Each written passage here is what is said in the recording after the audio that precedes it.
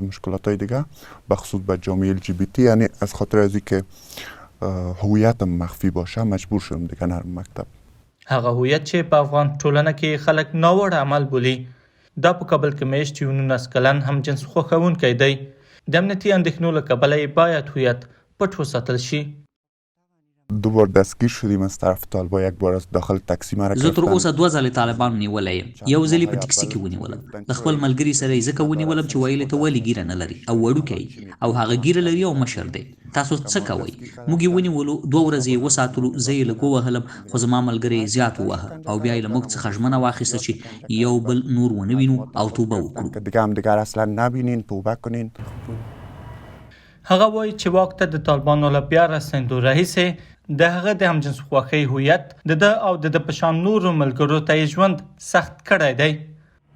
خیلی دوستای ما از وقتی که حکومت ډیر ملګري مې له هغه وخت چې حکومت بدل شوی د طالبانو لخوا نیول شوي، بندیان شوي او حتی مړی او ژوندی یې ورک دی. موږ څو پیښې په هرات کې درلودې چې حتی همجنس بازان یې وژلي او تر دیوال لاندې کړي دا بودن، زیر دیوار کرده بودن.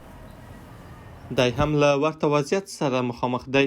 وایي چې له نیول کېدو، بندخونې ډبولو، تبعیض او د ټولنې ناوړه چلند له امله سخت په تنګ دی. گرفتن خودم هم لاتکوب کردن، بایفرندم هم لاتکوب. زه یې وډبولم، زما ملګری هم وواهه. 2 شپې او ورځې موږ بندیان وو، ډېر یې وډبولو، ډېر په ستونزو سره. بیا یې هم له موږ څخه ژمنه واخیسته، زموږ کورنۍ یې خبرې کړې. له هغوی نه وروسته زموږ ژوند ستونزمن شو. بسیار دیگه بعد از اون باز دیگه برم زندگی مشکل شد. ځینې نور همجنس خوښونکي بیا په تېرو څو کلونو کې توانېدلي چې افغانستان پرېږدي. د همجنس خوښونکو د حقوقو ملاتړ اداره افغانستان کې د پاتې همجنس خوښونکو وضعیت د اندېښنې وړ بولي. اونها نسبت به گذشته خشونت و ستم مضاعفی را تجربه میکنند. دوی د پخوا په پرتله له زیات تاوتریخوالي سره مخامخ دي. زموږ بنسټ د همجنس بازانو د نیول کېدو، وهل کېدو او حتی د وژل کېدو راپورونه ثبت کړي. دا وضعیت د دې لامل شوی چې ځینې یې له افغانستانه وتښتي او ګاونډیو هیوادونو لکه ایران، پاکستان ته لاړ شي. دردونکې خبره دا ده چې حتی ګاونډي هیوادونه هم ورته امن نه دي، ځکه ایران کې د همجنس بازانو مجازات اعدام دي. چرا که در ایران مجازات رابطه همجنس اعدام هستند. د طالبان حکومت همجنس خوښونکي مجرم ګڼي.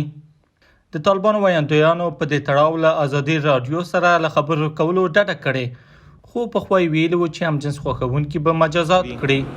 افغانستان کشور اسلامی است اینجا. افغانستان یو اسلامي هیواد دی، همجنس بازي پکې جرم دی. زموږ ټولنه هم دا نه مني او اسلام یې بیل رد کوي. د دې عمله موږ په خپله ټولنه کې داسې خلک نه لرو.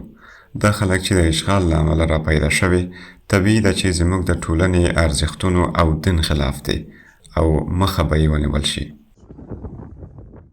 افغانستان کې د همجنس خوښونکو د شمیر په تړاو معلومات نشته، ځکه افغانستان کې هیڅ حکومت د همجنس خوښونکو حقوق په رسمیت نه دي پیژندلي او د هویت په اسنادو کې هم دولت 2 جنسه نر او ښځه ذکروي.